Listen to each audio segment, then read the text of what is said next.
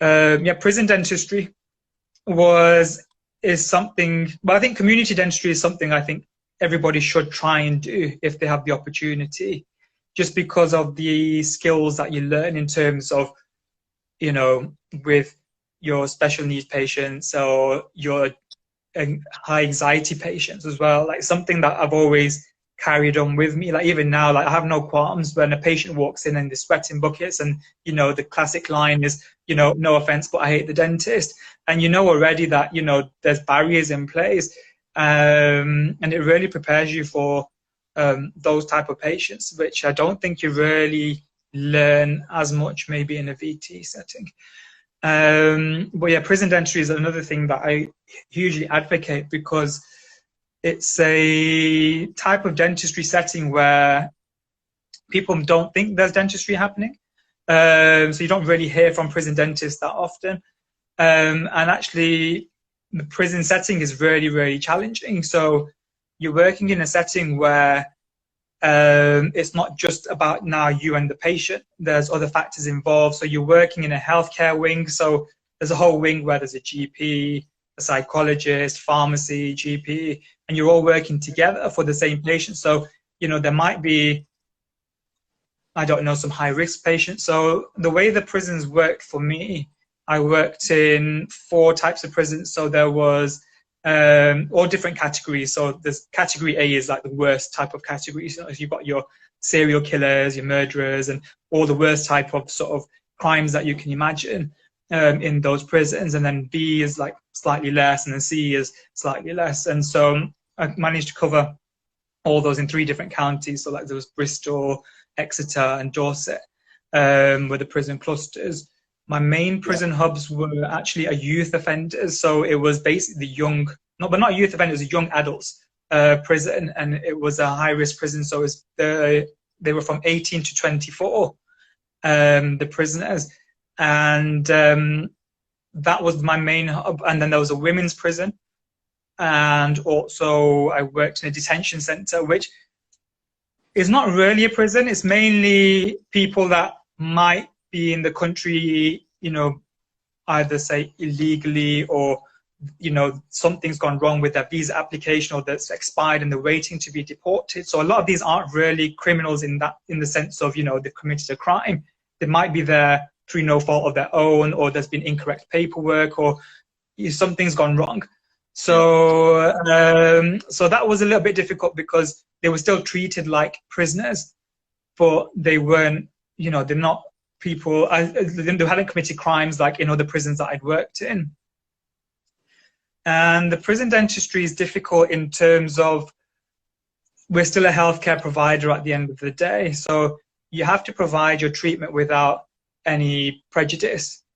And so you still have to treat every person the same. So no matter the, you know, the height of the crime, no matter how bad it is, you know, there were some people that, I think, you know, the longest sentence you can imagine was, I think somebody was in for like 99 years. So you can imagine the level of crime that someone has to commit to have a sentence of 99 years, you know. So it's, you know, it's quite daunting coming in, especially as a first year out of VT dentist, you know, it can be quite scary. But I think also you do have that protection. So actually, looking back, I felt more protected working in a prison environment than I probably do outside, removed from that, because you do have the prison guards on hand. There is a panic button. So, you know, if there ever is a problem, and actually we never needed to, and I actually felt really, really safe. So, you know, within the first couple of weeks, that anxiety was gone anyway, that, you know, oh, I'm so close to, you know, XYZ type of prisoners. But actually, when you realize how secure everything is and how well it's run, and actually it was a lot of thanks to the nurses that I worked with, because I think they understood, having been in, as you know, prison dental nurses was their job, and having, I think both of them have been doing it for about 2 or 3 years. They understood that every dentist that comes in has an anxiety about using instruments with these type of patients and leaving instruments around. And so, and you have to count everything in, you count everything out, everything has to be passed and counted in and out every time you use it. So even in like a mirror and probe, if they pass it, you pass it to you, you're counting in the mirror and probe, you pass it them back and you're counting that back out again. So everything's accounted for. and the amount of times you have to count your instrument, so it gave me a lot of ease, and it was good to know there was people around me. There was a nice team around me that were looking after me. Was it more kind of towards 400 or 600 dentistry sort of the method that you were using? Yeah. So it was 4 for most of it, sometimes 6 if something complex was going on. But to be fair, when I joined the prison, there was quite a bad, well, not a bad system, but the dentist that was there wasn't working as many shifts as I was, so the volume of treatment being done wasn't the same. And actually, the guidelines for prison dentistry is you're supposed to provide treatment as you would in a practice, which is fine if you've got things running very smoothly. Yeah. But what I found was that there was a 9-week wait to see a dentist when I joined that service. And so that wasn't whether you were in pain, you had a swelling, you had a jaw fracture. So there was no prioritization of acute emergencies. There was always just a 9-week wait. And the prison system is actually really frustrating because it's not, you can't just be like, you have a list and you can't be like, oh, I'm going to get X, Y, Z. Sometimes there might be a lockdown. So when the prison is in lockdown, there's no movement. So there could be a lockdown for a variety of reasons. And so then, you could spend a lot of your day just doing nothing, just counting instruments again, because, you might be in a lockdown or you might not see the patient. So I think there's a lot of factors that sort of prohibit dentistry, or even the GPs, and, everyone had the same problem. Maybe even the pharmacies, where there was too much of a wait list, and, the system in the prison is probably not ideal. But you have to make do. And so the hardest thing for us was, how did we get this wait list down? So I sat down with the nurse, and I think we decided that the best thing is to do is just to give urgent dental care. So treat it like an out of hours type of scenarios, urgent dental sort of care scenarios where it's only extractions, broken teeth, infections, broken jaws, because jaw fractures, you can imagine you want to try and get those treated as soon as possible, like ideally the same day if you can, or within that 24-hour period. The longer you leave a jaw fracture, the harder it is to treat. So I was seeing jaw fractures, or even like orbital, well, maybe like, I don't know, like orbital 4 fractures, something like that were presenting so late, and you're like, it's a shame because now it's probably a bit too late. You probably still refer, but by the time they have access granted and there's staff available and someone can take them, there's all those other factors that are in place in a prison in order to get a patient taken out of a prison as well. So the authorization takes a long time. So we wanted to prioritize that. So it started off really well, and we were seeing only the emergencies, and the prisoners were responding really well. And then we started to get patients that were coming in, and then you were like, oh, what's the emergency? And they were like, oh, I don't have one. Oh, so how have you got an appointment? Oh, I told them I had toothache. And so that's the hardest thing about prison, is where the community is so small and they all talk. So what was happening was, someone was like, oh, I said I've got toothache and I got seen. And they genuinely did have toothache. But then everybody else decides, oh, if we say we've got toothache, we'll get seen. So we had a week of like patients coming in, and none of them actually had pain, and we were treating them. And then we just got inundated with patients again, all of these supposed pains. And then we were sort of going back into a circle again, where I was like, actually, we shouldn't really be treating patients who don't have, a known cause. And that probably caused a little bit of a riot, because again, when they come in, they're kept in holding cells in the health wing, and you can hear them, you can hear them goading as you walk past if they're in a rowdy mood, or it's all very much about reputation, even though it shouldn't be. So if they think you're cool or they think you're nice, then the prisoners generally are quite nice as you're walking past, a holding cell. If they don't like you as you're walking past a holding cell, it can be quite intimidating. Like, luckily I probably wasn't in that position, because the dentist is more sought after than the rest of the sort of, I suppose, healthcare professions. But especially something like the GP, or the pharmacy, when they have a bit of a bad rep, and they'd get goaded as they would walk past, and it was actually quite strange to see. And so I think so what you wanted to do was not upset the prisoners as well, but you didn't want to be manipulated by them either.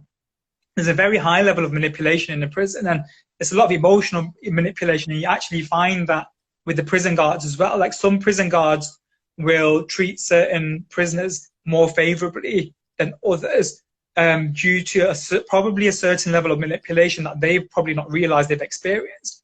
And so it's a really different kettle of fish, I think, with the type of patients that you deal with. So we made a general decision that we were going to just treat, we weren't going, if anyone came in and they didn't have a genuine emergency, we were going to take them, you know, they're going to go back in. And that caused a lot of problem in the holding cells because we were taking people back and they were saying, oh, the dentist has done this. And then everyone was kicking off. So you'd walk past and everyone was, you know, started to goad you and be like, oh, you know, what sort of dentist are you? What have you done to us? You know, we've all got needs, and, you know, it's quite emotionally charged. But it's also, you know, it's quite a big, I guess, like bullying concept as well. Like, you know, I kind of imagine it to be a bit like Prison Break when I first started in the prison dentistry. You know, imagine like, you know, all these different groups, and it is a little bit similar in terms of everyone has their friendship groups and groups that look after them. And so, yeah, and then I think once the precedent was set, even though it was tough for the first couple of weeks, I think then people realized and the respect came back again. And then actually we only saw patients with genuine emergencies, and that 9 week over probably a 3-month period slowly became up to 1 week. So then we were able to then start seeing patients for other needs as well. So not just now an emergency. So, and which was great for me because I did tons of extractions, tons of bad extractions, you know, then which now ended up in surgicals or, you know, all sorts of problems. And, you know, it was just a great, intense experience. And it was a big learning curve for myself in terms of how to be a bit more dominant in terms of, you know, not dominant, maybe more assertive as a clinician, which I think is really important. And again, it's a skill that you might not pick up as a VT or, you know, even in general practice, because you generally left to your own devices. You're not having to really, you know, have external people or forces sort of having to battle against you. And I was quite lucky. I mean, generally, again, we don't get told the prisoners' crimes, but sometimes if there's a problem, you know, it is discussed in, like, you know, a group meeting if the pharmacy and GPs are there. But generally, we don't have access to the file of the prisoners of what the crimes they've committed. But you can generally work out from their sentences as well. You know, if it's a 2-year sentence as opposed to a, you know, 12 to 99-year sentence, you can generally work out the level of crime that they've committed as well. And then I think the final thing about prison dentistry is it does matter to them. Teeth do matter to them, and probably a bit more. They become very much more like conscious about their teeth when they come in. And, you know, everybody wants veneers and everybody wants, you know, whitening. And obviously it's not something you can provide in a prison setting anyway. But, you know, it's the #1 thing they will, even though they've got 10 holes in the back of their teeth, and and this is something you do get in general practice as well, you know, but the main concern is always, sorry, losing my phone. What's the, how do I fix my front teeth? And I think, yeah, so it was just a really big learning curve for me. So yeah, I really appreciated sort of treatment planning and having to think about actually a sentence as well. So if someone, say, had 2 years or maybe 6 months left of their sentence, it wasn't a priority to get X, Y, Z done. That's something that probably, you know, get them out of pain, make sure the care is free. And usually by then, you know, there's one dentist to how many hundreds of patients. You're not going to be able to do everything. So I think, yeah, I really enjoy just sort of having that control or free sort of reign to do what I thought was best for my patients. And I think the prisoners really responded to it.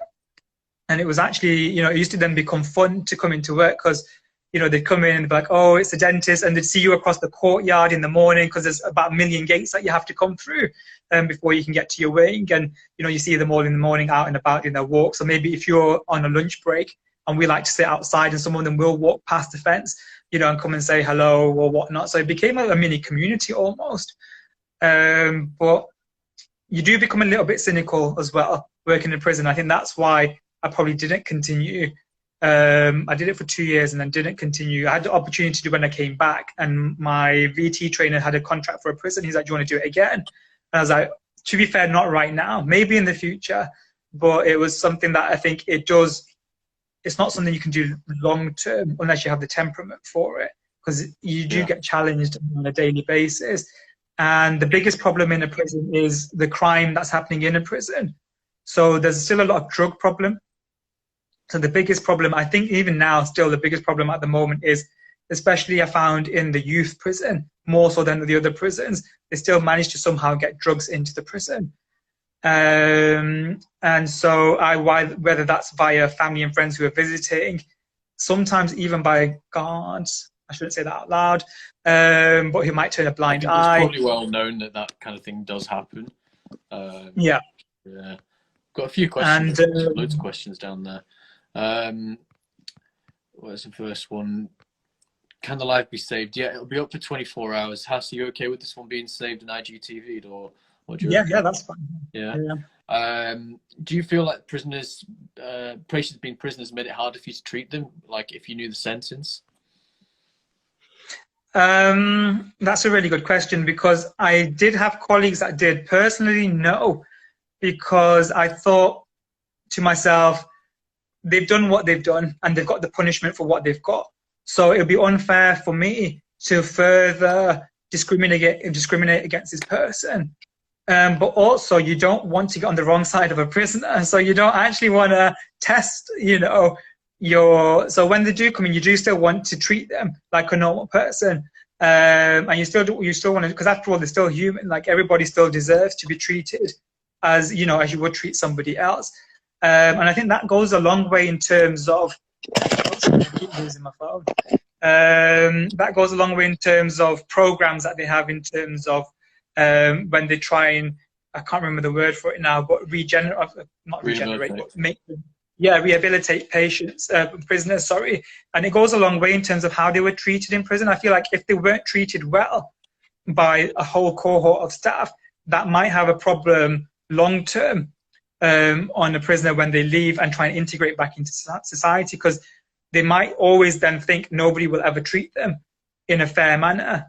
And I think so for me, even though inside sometimes I felt uncomfortable, on the outside I still had to show that actually I'm still going to be nice and smile, even though I might have felt on the inside, hand on heart, that I might not want to speak to this person or like this person very much. But you have to get rid of your prejudices, and I think that's a very important thing in healthcare in general, because we're in a position of a lot of power and control, and we're providing a healthcare service, and same with doctors. And I think it's really, to be put into that situation, is part of our job, and it is understood that we do treat everybody that comes into our hands fairly. So yeah, I think I sort of stuck by that, and I hope I treated everybody the same and with respect while I was in the prison service. Yeah, so the way you made sure that no sharps went missing was by counting them in and out. So yeah, that answers kind of Asman's question. Yeah, so yeah, we'd be in a lot of trouble if anything was missing. So even if I don't even know, like something disposable went missing, like you have to make sure everything was counted every day. And then at the end of a session, so before lunch, and then once you start back up and once you finish. And like I said, the nurses were really helpful in that, because as a dentist, you can be quite messy. You can just be like, chuck it, pick it up, chuck it, pick it up. And, you might forget where you've put stuff. So it was really, really important to have nurses that were really, really on the ball to make sure I just didn't put something down, because then, the prisoner could pick that up. So you have to make sure that it goes into somebody's hand and they put it into your hand, so it's not put down on a surface. Yeah. So I think, that was the challenging thing. But yeah, and every prison had its own, problem. The women's prison, for example, it was a bit more different in terms of, there's a lot of emotional blackmail in a women's prison. There's a lot of tears, and it's more about it's more about befriending. So, a lot of the patients would come in and be like, I have no self-esteem and I want to kill myself. And actually, that was another thing. There was in the youth offenders, the hardest thing was the high level of suicide rates. It was actually really sad to see that, there's these young people who have committed a crime, maybe by their fault, maybe not by their fault, maybe, I don't know, they were in the wrong place, the wrong time, or you don't know the situation. And, you know, you'd be getting that person ready for the morning, and then the prison officer will come like, I'm really sorry, we can't get so-and-so in today. We found them hung in their cell. And you're like, that, it really hits home, you know, it really hit home that actually, why we should try and treat the prisoners with a little bit of respect, because, you know, they have a lot of internal battles of their own.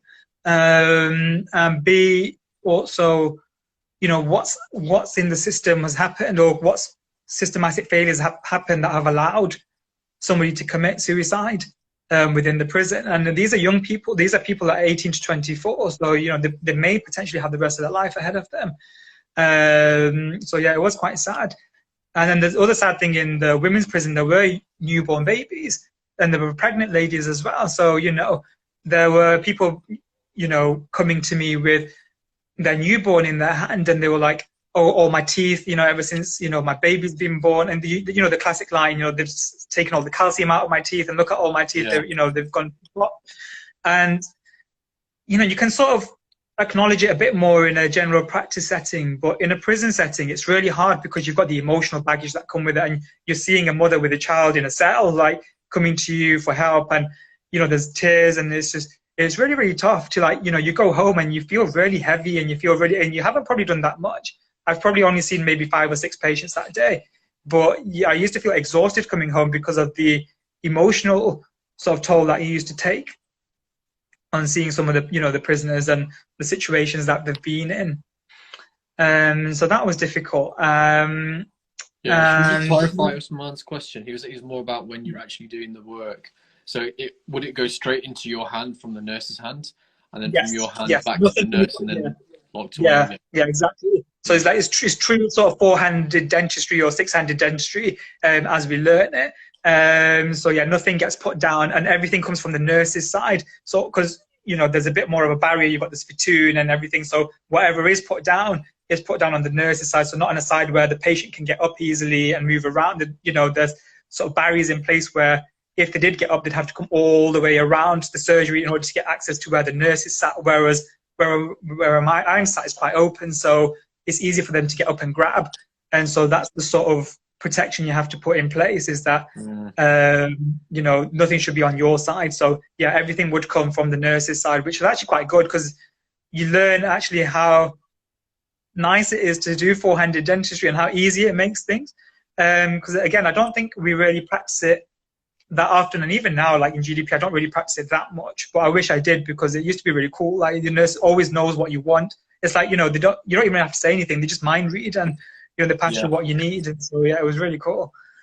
Yeah, it's something that I try to incorporate into my practice, and it's difficult, especially in practices where you don't have the same nurse all the time. So when you're doing certain treatments, you kind of get into a flow of things. When I'm doing an endo, more often than not, and you know, the more you do with the same assistant nursing for you, you can kind of just get to a point where they can see what's going on and just hand you the things as you go along, and it does speed you up. It is pretty cool. Like, if you've ever done like an amalgam without ever looking up, then I mean, it's like, you see, and not just that, my nurse used to plug my amalgams for me, so I didn't even have to plug in my own amalgams. Like, it just used to come in and she'd plug it in. So literally, I didn't even have to lift my head ever. You know, it was so cool. Like, I've not ever had that experience since, but you know, it was really nice just to have that, you know, true sort of 4-handed dentistry available. I think also touching upon that in terms of what I've done moving forwards is I've actually written down step by step how I like every single procedure done. So like my endos, my amalgams, my composites, my GICs, like literally everything. So because I found that when I went into practice, I struggled to find the consistency with a lot of the staff. So I made then, you know, the decision that actually there's a workflow here that I like to use, and I use the same thing for everything. So I use the same instruments, and I use it in this manner, I use it in this step, and it hardly ever changes. Like, if it changes, I'll let you know. Otherwise, you know, step by step, this is exactly how I do my endo, for example. And then I think that really helped the staff when they come in and they read sort of, you know, the way you like things, and slowly they start to do it and it's there if they ever forget, and also how I like to set up, for example, as well. So I think that's something that I like to use, and especially for locum nurses. It's good when they come in and then you've got, X, Y, Z, and while you're working your day list in the morning, they're just having a quick flick through on what you like to have and, certain equipment, so they can have a look through the surgeries to see, is that equipment available in the surgery today? So, I don't have to keep running in and out. So I think just having a little, packet for what you like to have, I suppose, is always quite useful. But yeah, I think the biggest thing going back to the prisons was communication.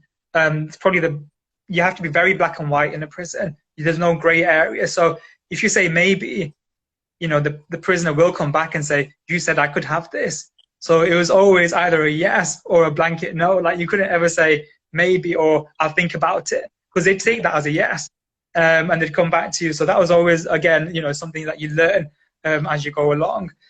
And actually that was quite similar in the detention centers as well.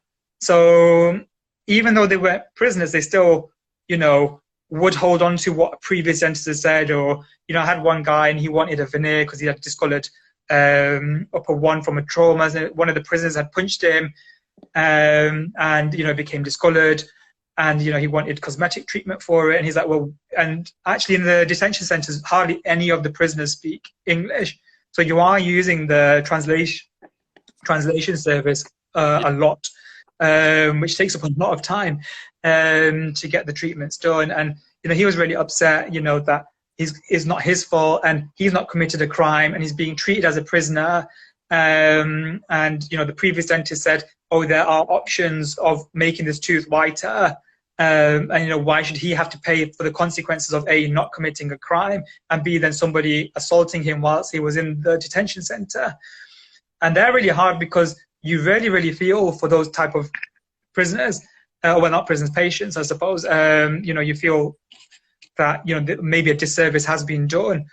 But then you have to remember that's probably a level of manipulation going on as well at the same time. And you don't want to set that precedence of, like, you say yes to that one chap, and then everybody else then now turns up on your door and everybody else wants that veneer on their teeth. And then it's really hard to say no.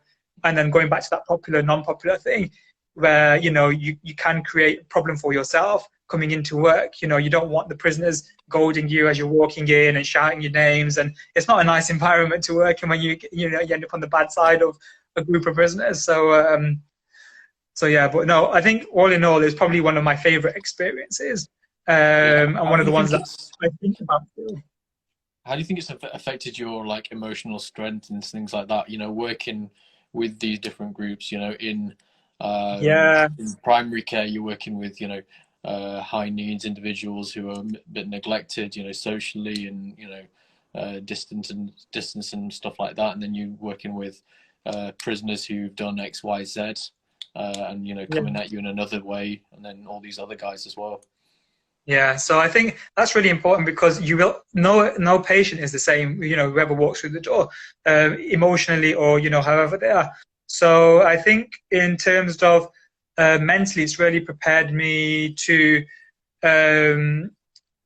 nothing phases me now. So I can have any type of patient that would come to me, whether they're aggressive, abusive, and you do get that in, especially in a practice setting where a patient's very, committed to what they want, and maybe they've researched what they want, and they just want you to affirm what they.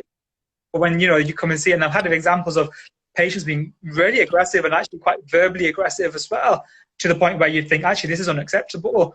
But I think you learn to manage and diffuse, or you learn to,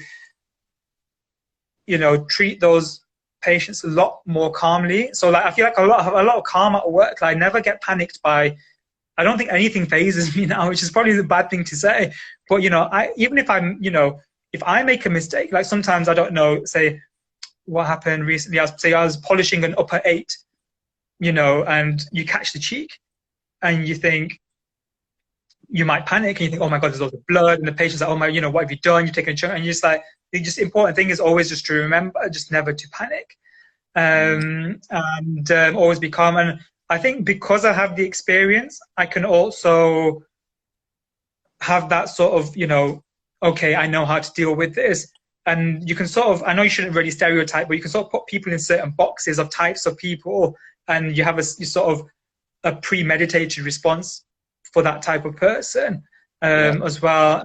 So like, because I often find myself actually, you know, if you're in the staff room, for example, and you've got dentists that are like, I can't believe it. I had a patient that said this to me today or did that to me today. And I'm just like rolling my eyes. I'm like, come on, like, how do you not know how to deal with this by now? Like, you know, you've done X, Y, Z amount of years, but they're probably the different levels of experience that, you know, they might have just been a GDP and not having to come across different, you know, types of scenarios I've come across. And I always, so sometimes I shouldn't really roll my eyes, but I'll have a bit more empathy with them. But I tend to think, oh, well, you know, I can manage it. But I think that's probably the biggest thing I've got, because actually the dentistry part, I haven't really done dentistry, like, you know, it's all been basic, like, you know, fillings, extractions, dentures, like, yes, you've bread and butter dentistry. I haven't done anything exciting. There's nothing advanced about what I do. You know, it's just basic. So it's more for me, actually, the experience I have gained is more the sort of how to manage a patient more than anything. Yeah. We're getting the 30-second warning, so I think we've just about hit 59 minutes. So oh, wonderful. Great having you on, man. If anyone's got any questions, make sure you shoot them across to Hass. I didn't talk about MaxPacks, but I do want to say everybody should also do MaxPacks. It's one of the most wonderful things that you will ever do. I think maybe we should have a MaxPacks talk maybe one time. Yeah, we'll definitely get that booked in. I'll get it back up on story. Make sure you're following Hass if you're not already, and turn on live notifications on here because we've got absolutely loads coming up, guys. But thanks for joining us. Thank you for all you do as well. Like, your page is incredible. I think you've done a really, really good job of growing your page.